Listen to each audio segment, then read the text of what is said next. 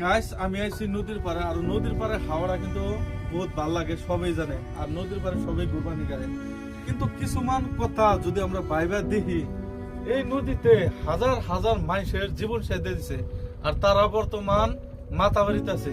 কিছুমান কৃষকের হাজার হাজার বিঘা মাটি আসাল, 200-300 বিঘা করে মাটি আসাল, কিন্তু এই নদীতে তাকে মাটি সম্পত্তি ভাঙ্গা বর্তমান মানুষের বাড়তে থাকে, কিছুমানে মাতাবাড়ির উপরে কিছুমানে রয়েছে। তো এই কথা ভাবলে পরে নদীর হাওয়া, ভালো হাওয়া খারাপ হয়ে যায়। আপনারা একটা কথা লক্ষ্য করেন, যদি আগুনে পুড়াও যায়, বাড়ি ঘর যদি পুড়াও যায়, তথাপি মাটি সম্পত্তি থাকে, ভালো একটা ফিলিংস তথাপিও থাকে। কিন্তু যে সঙ্গে নদীতে বাইগা যাব, না আপনার ঘর বাড়ি থাকবো, না আপনার মাটি সম্পত্তি থাকবো। আর কৃষকের সম্পত্তি হলো মাটি, আর এই মাটি না থাকলে কৃষকের ফসল অনেক বুনবো।